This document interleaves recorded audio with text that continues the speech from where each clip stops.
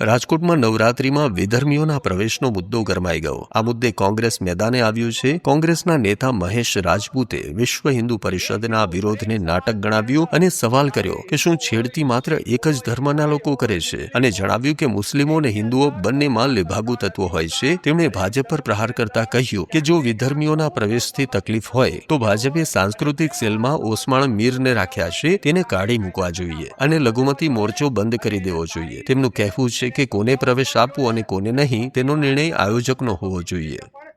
ભાજપની અંદર ભાજપના ઈશારે કરતા હોય, ભાજપને વિશ્વ હિન્દુ પરિષદ દર વખતે ઇલેક્શનમાં ટેકો દેતું હોય તો એ વિશ્વ હિન્દુ પરિષદને હું કહેવા માંગુ છું કે તમે જે પાર્ટીને ટેકો દો છો એ પાર્ટીને કહો કે લઘુમતી મોરચો છે એ કેન્સલ કરી નાખે, એને રદ કરે અને જે એનો સાંસ્કૃતિક સેલ છે ભાજપનું એની અંદર પણ ઓસમાણ મીર છે તો ઓસમાણ મીરને કાઢી નાખો ને ભાઈ।